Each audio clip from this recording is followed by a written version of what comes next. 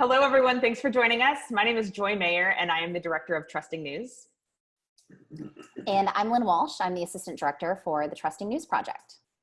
So we are here today to give you a little bit of background. We wish we could meet you all in person, but since we can't, we're going to record just a few highlights of what our newsroom partners have done with us to experiment with how journalists can better work to actively demonstrate their credibility and earn trust. So we are going to walk through just a tiny bit of background about the project and then share some newsroom examples, and our contact information will be here with the video, and we'd love to hear from you if you have questions or ideas or would like to work with us.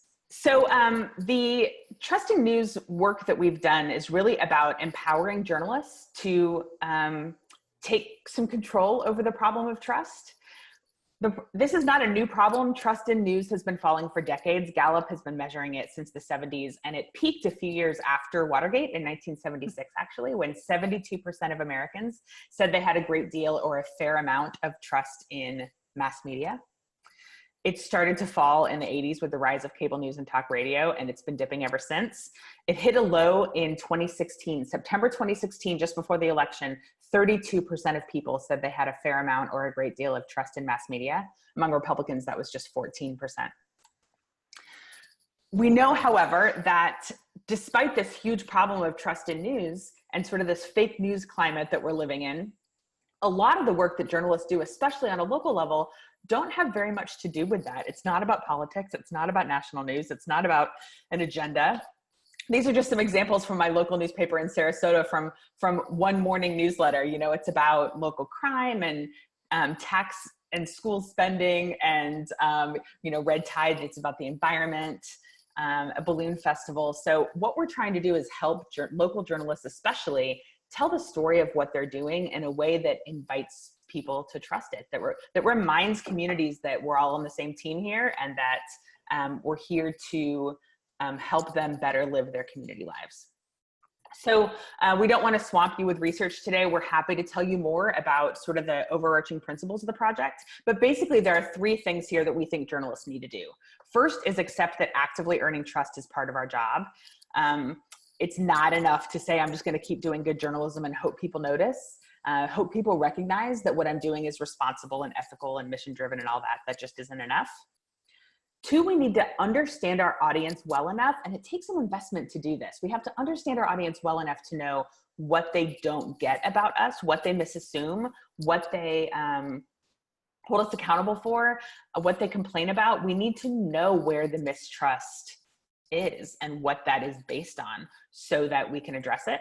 And then three, we need to build into our journalistic processes and products messages that teach people about us and about our journalism, not just about what we cover. We need to picture, what do we wish everyone consuming this story knew about us, and find ways to build those messages in.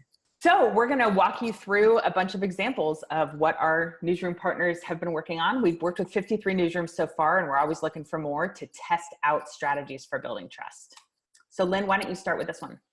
Yeah, so our first example comes from KCRG, local television newsroom, and they did something that a lot of our news partners have done when they just first started working with the Trusting News Project.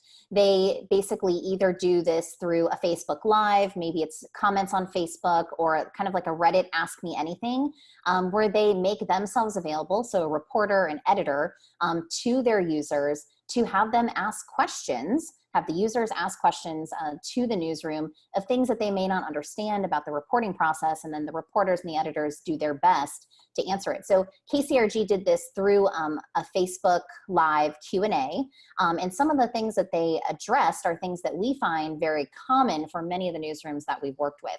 They had a question basically that, general questions about their ethics, but something that came up was this assumption that, they are purposefully suppressing stories. So they talked about how that's not true. They talked about their story selection process. They also talked about how they check facts. There were lots of questions about the reporting process. How do you verify something? What do you do when you first get information? So that was part of that. They talked about what do they do? How do they check facts? And then also, again, that story selection, here's how they decide what to cover. Story selection is a big question that a lot of users seem to have for journalists and for newsrooms. They sometimes perceive that there's this agenda as to why they are covering certain stories and not others. So KCRG and our other news partners have talked about how they pick stories, why they may cover some crimes and not cover others. And they did this one way KCRG did this is in this Q&A.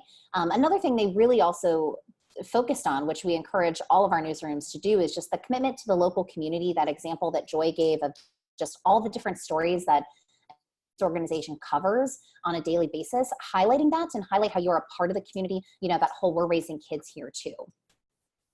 Some other issues that did come up in questions from their users and their viewers. A lot of people have questions about what the relationship is with some of the wire copy or like the AP coverage that a news organization might use. People may not understand that that's not coming or even associated at all. You have no control at a local level over the content that is coming from those wire services. So how do you use that? Are you going to edit it? Where is it coming from? And then also on top of that, especially when it comes to TV stations and radio stations, when you have that affiliation with one of the bigger organizations, an NBC and ABC, a CBS, discussing what that relationship is, and that you may not have, you're not connected to the Today Show or to another national morning show because you're a completely separate company. And what does that mean? How much influence is there? Are there things you must do? And if so, talking about that. And that's something KCRG did. They talked about how they try to be fair and how they try to be balanced. That equal time isn't always what's fair, how they try to reach different people in their community. They went on for a little bit about how investigations work. When they get a tip, what do they do with it?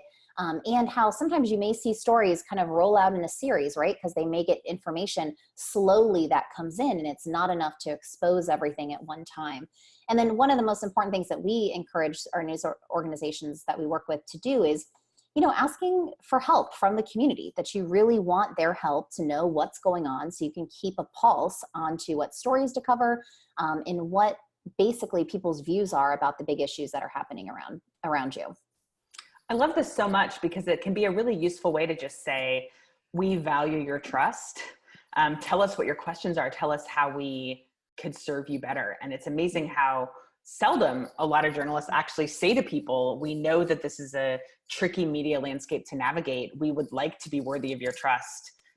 Tell us what we could do better. So that could be a really useful way to kick it off. Absolutely. And I think that's something that we're sometimes afraid to maybe do that because it might not be the greatest things that we hear. There might be criticism, but sometimes that criticism, may be warranted and maybe we can be better. And I think that's something all news organizations, we should strive to be, is the best news organization we can be for our community. This next example that we have from WCPO, another local television station, this one in Cincinnati, Ohio. They know their audience really well. It's been really great working with them. They've put in a lot of work to get to know who their audience is and kind of anticipate what to expect from them. So they had a big I-Team investigative story coming out that was going to focus on law enforcement. And they know from previous stories related to law enforcement and when they've come out with them that sometimes they get comments that basically accuse the news organization of being like anti-cop or picking on law enforcement. So they decided before this big investigation came out to address the issue kind of head on and say, look, here's why you're going to see this story coming out. And it's because here at WCPO, our most important role is to look out for you. They talk about how being a watchdog is part of their mission. And being a watchdog means looking and holding those in power, especially in government, which includes police, accountable. The editor who wrote this story said that he really feels that by writing the story, it really kind of helped keep the focus on the investigation instead of it kind of splintering off into complaints of anti-cop and kind of overtaking what they uncovered. Yep, starting with a real neutral question that way. Like, this is something we wanted to know, and this story is the result of that. It's interesting if you start to pay attention. We talked about needing to understand where mistrust comes from and what people think of you. It's interesting when you start really paying attention to comments, how many questions are embedded in them, even when they're not phrased as a question. One thing that the Coloradoan did is notice that they were getting the same questions over and over, specifically about crime stories, sort of accusations of sensationalism, questions about which facts are shared, how sure the journalists are about them, who gets named and not named, that sort of thing. So one thing they did was create a story that they put on their website that just says, here's how we report on crime. Here's how we decide which crimes to cover. Like Lynn said, story selection is just a huge question. Why is this newsworthy and this one isn't? But then also asking questions about how they verify information, what sources they trust and don't, that sort of thing. This is also another crime story. This is a local television station in Washington, D.C., WUSA. This is an investigative story that took them months to work on, but this whole package just does a fantastic job of explaining how their reporting process worked. The reporter, the piece, the package, the story starts out, and he is actually, this reporter is from Washington, D.C. So he's standing in a local D.C. neighborhood and, says that, I'm from D.C. This is an area I know. And, here's a question that we had. The story was on how often D.C. police are stopping and frisking individuals. And when they got the data, they realized that there was a higher number of the number of African Americans that were being stopped and frisked didn't necessarily correlate to the population of African Americans in Washington, D.C. So they had a question. They wondered why. And they just come out right at the front of the package and say that. They say, here's what we saw. We wanted to know why this is this way. So we started out to find it. They talk about how they got the data. They discuss who they talked to. They discussed who wouldn't talk to them. The police chief was someone who was not having conversations with them. And so they explain that throughout the process.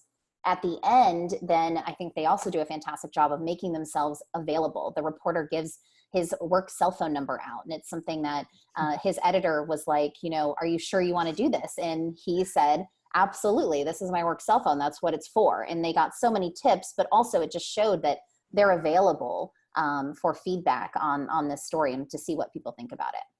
That the idea of what motivates our work is a really important one. I think both, what questions did we set out to answer, but also what are we sort of motivated by on a more philosophical level, or, what are our goals as a news organization? And one thing the Tennessean had a really interesting year-long project called Civility Tennessee, and they included notes and stories. This is just a note that was either at the top or the bottom of the story that says, we continue to be committed to listening, asking questions, challenging assumptions, and our own biases. I mean, even just acknowledging that journalists have biases and that they want to be conscious of them, and including that as a goal of election coverage and of sort of contributing to community conversation. I find to be really interesting, and they got a lot of really good reader feedback from that, like just a reminder that our goal here is civil conversation the same way as yours. And in that example, using that word bias is something, that's something that journalists get accused of, right? Well, of course you have a bias, and sometimes people will say, journalists want to say, no, we don't, we remove all of it, but we are people. And so using that same language that people use, that our consumers, the people, that the communities that we're serving, using that same word that they would use in how you're discussing it is really important. So including that word bias is important.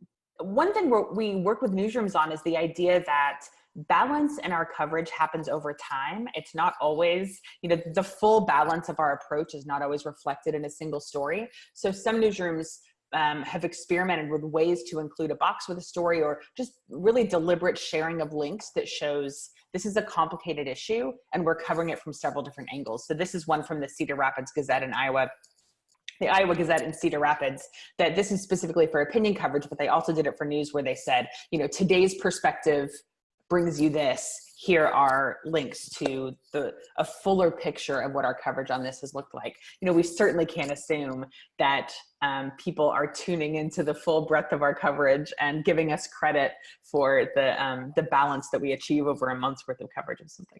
The Colorado, and this is an example, and this is the Virginia pilot, of labeling content. So one of our strategies that we tell newsrooms to do is labeling content. This seems probably very basic when you first hear it, because you're like, yes, of course we need to label content. And it sometimes can be, yes, that basic, label a content that is opinion, that is sponsored. If you have something that's sponsored, or is it all kind of mixed with advertising, please make sure that's labeled. But something that we've also found is that we in the journalism world use words that people may not understand. What is an editorial? What does it mean to a letter to the editor?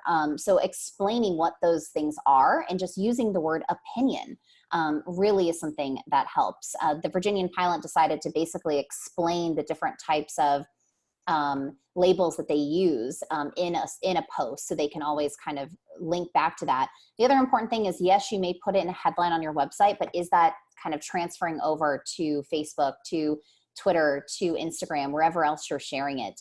Because if it's not, then it's going to get lost in the shuffle when others are sharing it on those social platforms.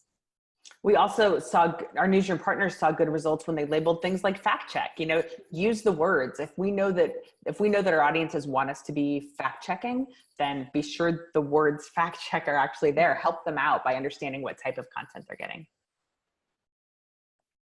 This is an example from Annenberg, and Annenberg is it's the college run or student run media organization at USC, and they do a series of stories that they post to Instagram, and then they do it on their Instagram stories and they post it to YouTube. But the idea behind here, this particular example, is they're talking about how they cover suicide. They had a suicide on their campus, and normally that would not be something that they would cover, but they did decide to cover it, and they go through the process. First, a little kind of history as to why journalists, traditionally have not covered suicide, and why they decided to kind of break with that and cover it in this particular incident. You hear from the students themselves, you hear from some of the professors that have helped them make the decision. And they publish this first to the Instagram stories, and they talk about different news coverage decisions throughout, but then they upload them to YouTube so they can link to them if this issue comes up again. Their ethics policy is actually also really fantastic. And each section of it is linkable. So this just shows you one section about privacy rights for suspects and victims of crime. They have another section where they talk about coverage of suicide. They talk about funding and money and how that relates to journalism. They talk about accuracy and corrections and fact checking. So the things that would appear in this is a very comprehensively done ethics policy, but the way that it's designed makes it really easy from a specific story to link to the part of the ethics policy that's applicable in that story. That's something we are finding is really important. If you look at the web stats for your ethics policy, if you have a page for that, or for your about page, not that many people actually make it to those standing pages. So it's really important to look for opportunities to keep those alive and make them actionable by showing in the story, here's the policy that guided this particular decision or that guided this particular story. So here's an example of that from recently. This is just a paragraph from a story that said, because of this, we're honoring his request. I think this was about anonymous sources. We're honoring this source's request not to be named in accordance with our ethics policy, and it links to that specific example. This is something, as I think you've heard us talk about this, a lot of what leads to distrust are basically things that maybe the public doesn't know or doesn't understand about how journalism works. The Virginian pilot really addressed a lot of those issues pretty straightforward by saying, okay, what are things that we think people don't understand and how can we address them? So some of those things, I love this one. It's like, what happens when you send the pilot a tip? What does happen? Like, how often do we talk about that? We ask for tips all the time, but how often do we say, this is what happens? And you may hear from someone, you may not hear from someone. Are you going to hear from anyone? They also talked about, again, that selecting national and world stories for the pilot. So that relationship between some of their wire partners that they may have. And then also, again, they discussed their anonymous source policy. The Coloradoan did something interesting while we were working with them. They made a change to their paywall that resulted in more people hitting the paywall, especially from social links. And they wrote a piece explaining why they have a paywall and why journalism costs money. And then they really invested in participating in comments and clearing up misconceptions about why journalism costs money. And I just love this when they have somebody saying, can't you just make a donation instead of charging us money? Can't you just ask for donations? And somebody at the end here says, do you get paid to work, or is it a donation based, like a $5 minimum for your efforts? They started to see more readers jumping in and defending them and defending the fact that journalism costs money. I think it's important to explain that, what do subscription dollars cover? What do ad dollars cover? Where does our money come from? Depending on the business model of our newsrooms, we certainly have had newsrooms talk try to be more transparent about listing donors or funders if they're nonprofit, and just saying, here is, we are a local business here too, kind of talking about the business side. News consumers have a lot of assumptions about how they think money influences journalism in ways that most journalists would say aren't true or are unfair. So I think the more we can talk about the fact that we are asking people to pay for journalism, or journalism is paid for by somebody, and then acknowledge that the ways that we make sure that doesn't influence our coverage, I think those conversations are really important. So I'm not sure how many of you remember when there was a video by the Sinclair stations that went out sometime last year. WCPO, again, basically used the opportunity to talk about what their ownership is, and then what that involvement from their company is. So WCPO, the local station in Cincinnati, is owned by the EW Scripps company. They talk about how they're an ABC affiliate. Their news director, though, basically says, they will act independently. At WCPO, our journalism decisions and what we cover begin and end every day right in our Cincinnati newsroom. So they talked about how, yes, here's who we're owned by, but the decisions that are happening for news coverage are happening in our individual newsroom. This is an example from KCRG about the value of talking about why we didn't cover a story, in addition to talking about why we did cover it. I'll go ahead and pull our video back up here. I just want to make sure we're not blocking any words. So this is a case where the newsroom got questions about threats at a school and why there weren't stories about threats at a school. So they actually wrote a story for their website that talked about where that threshold is. And for them, is there a public impact? Is there a current active public threat? And that's how they decided whether a reported threat at a school rose to the level of story. We, as Lynn said, this question of how do you decide what's newsworthy? Most journalists we don't have a formula we're going to share for that, but I think we do need to get more comfortable talking about it and answering questions about it, acknowledging that it's not an exact science, but sometimes it builds credibility to show that there's a thoughtfulness behind these decisions, that there's a consistency behind the decisions, and that it's not just, we like that school, we don't like this school, our kid goes to that school, that where we're not telling the story of those decisions, our audience is filling in the gaps in ways that are not to our benefit.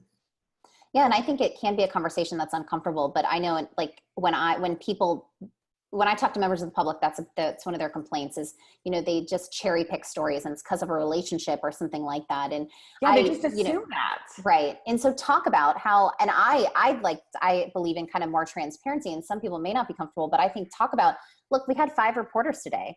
We had 30 story ideas, and we decided to cover these 5 because we think they impact the most people based on our mission, on what our goals are every day. We think that fits best with the resources that we have. So that's why we decided it that way. And I think some people realize, oh wait, they only have 5 people. They're like, whoa, okay, now that makes more sense. Here's an interesting example of, that shows how the Gazette in Iowa reminds their audience that they're local.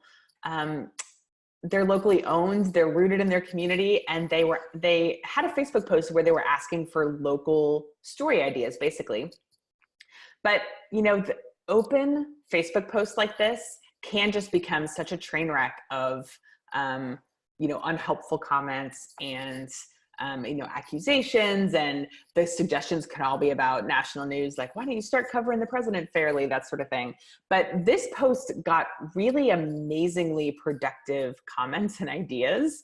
And the staff said it was because they emphasized that they were locally owned, that their existence, their mission, their only agenda, to use another word that news consumers use a lot, but journalists don't use very much, their only agenda is to provide accurate, useful, and compelling information about their community. So with that in mind, we're listening, what local stories do you want to see more of? And that prompt did way better than a more generic prompt that would have set the stage for a broader conversation. So just reminding people that you're there to serve them, that you have a public service mission, and then inviting their feedback there can be really effective. This is one of my favorites. Yeah, I love this. It's crazy to me I'll try not to go on too long here, but super briefly, it's crazy to me that when people think about journalism, they often have a very narrow perception of what that is. You know, they'll think, oh, that's just about crime coverage and politics coverage or something. And then you talk about the fact that you know, your arts, you just had this amazing art story introducing this, you know, community, whatever, like so many things are journalism. Other types of news, like traffic and business and, you know, education. And then you have like sports and arts and just all the things that are journalism. But when people think about, you know, fake news and trust in news, when Lynn and I tell people that our work focuses on trust in news, they jump straight to national politics. So we need to find ways to tell a story about the breadth of what we offer, the value we offer to a community. So here's one way to do that. The Coloradoan kicked this effort off during Colorado Journalism Week. And there are a lot of really interesting ways to do it, but basically they asked everyone in the newsroom to share a link to something they'd done lately that they were proud of. And they just had a Twitter and Facebook threads where they said, here is some of our best work. And I just love that. It's such an easy thing to do, to say, here's sort of a roundup of stories you might have missed. Here are concrete, you know, 12 or whatever concrete ways that we've contributed something valuable and meaningful. And when you look at the package of what that is, it's really pretty remarkable. So I think it could be a validating thing for the newsroom to do, to stop and say, what have we done that we're proud of? But it also tells a really compelling story and reminds people that they're not accusing you of fake news when you're explaining how the new roundabout interchange that just went in, how it works. You know, that's their perceptions, that the way that we talk about journalism needs to broaden. Something else that's just important is we've talked about this. We've talked about engagement. We've talked about, you know, asking for feedback from your audience. So something that's really important with that is the tone that you're using and how are you approaching these situations. And this can be something that for some people just comes naturally. For others, it may take a little bit more time to how are you communicating with these with individuals, especially if they're coming at you and being critical of your work. But the tone is really, really important. So things that we encourage our newsrooms to do is, you know, be human, actually answer the question. Don't kind of brush them off with something that doesn't answer the question. If you don't know the answer, like be very honest about that and say you don't know. Maybe you can commit to trying to get an answer or putting them in touch with someone else that may be able to help them with this. And always, I think always say thank you for contacting us, and then always just responding. That's something that we've heard a lot from the public is, in what our news organizations are hearing is when someone gets a response, they're like just so happy to even have any kind, just to have someone respond because they weren't necessarily expecting that. This example from Mike Cannon at WCPO, you know, he says there certainly is lots of partisan information out there. So admitting also the faults that if they are complaining about something that yes, and some of that may be true. But then, you know, Mike goes on to say, we try to report both the positive and the negative. And then also always asking if they have any specific stories or any specifics about that particular story that they thought were unfair or biased, to provide those specifics so that you can kind of act on it. Anytime you can get the user to kind of be more specific is going to help that conversation and hopefully maybe solve the issue at hand. So that is what we have for you today. Super quick, lightning round through some examples. Our contact information is here, and we would love to hear from you if you have questions about this, if you want to share some of what you've done, or if you're interested in working with us to test more strategies for building trust. We would love to hear from you. We have a newsletter called Trust Tips that you can sign up for at bit.ly/trust tips. It's just one weekly actionable idea for how you can work to demonstrate credibility and build trust.